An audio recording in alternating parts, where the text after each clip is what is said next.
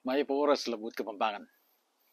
Tsu kening gulut bali kanini nakasalilong. Basta man niya kapakalingal do. Uh, Chup-chupa na ako ning angin kening luwal. Ining kaya katamong video ngayon eh. Nakalupas kereng gagawan tamo sa diyang Tagalugan video ne. Kanita tapos pisasabihan, ing Kapampangan, sukat yung mituro ka rin eskwela. Uling ang nakarakalitang sabihin tamong pibabadbaran tamo no saan to ganay gusto, no saan yung ngali. Nya pining sasabihan ng Mike Pangilinan. Ding kaya nakan, pamakapiw nung nanong karelang kunan, ako malang linguistics. Banting ko pa yung mika Kapampangan linguist kaya katamo. Ngayon kasi, ating adwang Kapampangan linguist, yung metong okupado yung pamag-translate Biblia, at itang metong naman, apon niya. Ironic, ne? Kapampangan linguist siya, dapat apon niya. Ngayon kailangan miragdagan lang rin katamong linguist, Kapampangan linguist, ne? Sukat niya taga ng mituruing Kapampangan ka rin katamong eskwela. Uling, bistaman ating MTV, MLE ngayon, yara. Naman taga ng tuturo eh.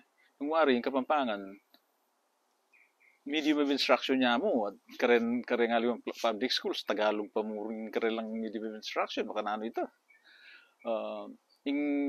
Sana, ituro de, itang subject ya taga na, pag-aralan ding spelling, grammar, miyayaliwang kailangan pag-aralan kayong metong amano, unti mo yung English ang po yung Tagalog kanita, ne?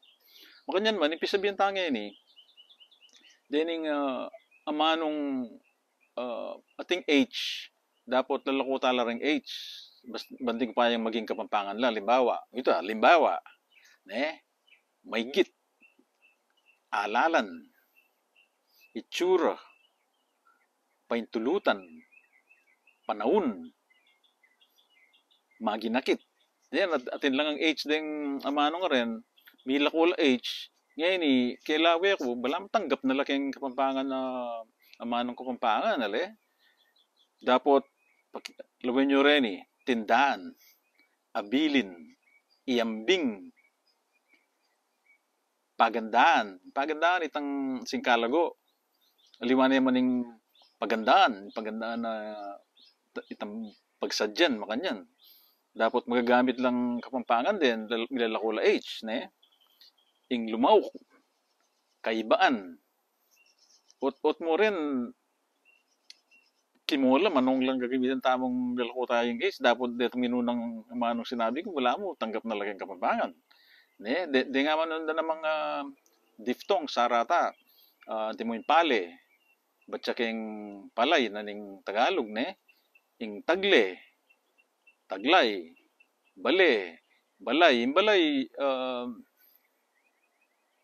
imbalay, gagamitin din rin kakatamong nuno, Kapampangan. Dapat ngayon may gimbalene. Male. Bila ko yung male wana. Ngayon, isano ka rin ditang lako tayong AY, gawan tayong E, at Kapampangan eh. Tataga na balo, nasano eh. Nasano gusto, sano ngali. Timure ning AW, ating sepong AW keng Tagalog. Timo yung bayaw, gawan tayong bayo. Ingaldo naman, batsa keng daw ini eh. Ingal daw, gagamitan din matuwang Kapampangan. Dapat araw ya keng Tagalog, wari. Ingaso, alilan tayang itang yu. Ingaso, alilan tayang yu itang o. Maging Kapampangan niya, aso ya keng Tagalog, wari. Opo yung opo. Ne? Pamilawar rin, Tagalog pong Kapampangan, itamong yu po yung o. Ngayon, isanungan din nga manong alilam niya itang metong letra, maging Kapampangan eh. Ang metong pampisasabihan, ating kung ikita comment kanita, din kanong Tagalog, inandamdo ko kayong Kapampangan. Taglela ka nung Kapampangan, halimbawa na naman, inandam niya kanong Tagalog, dininandya mong age. So, sa rin tutu, tataga na balo eh. Ngayon, isipan ko nung mituruyin Kapampangan, karang eskwela, at di ka research masalese, baluta mo once and for all, nung sano taga na, liwaitang ni papanulata mo, ni papagdebate keng social media, makanyan man, ipapalaot ta mo, pisabihin nang masalese keng karang comments, nung nanong masantinggawan, no sano rin nga manong taga ng matatanggap na keng Kapampangan, o sano rin nga li, ne, tanamo, at panay ko sasabihan, patsya Kapampangan tamo, di pa nga Kapampangan tamo, ne, takala salamat kay kayong pamanaluki, Luid Tamungan.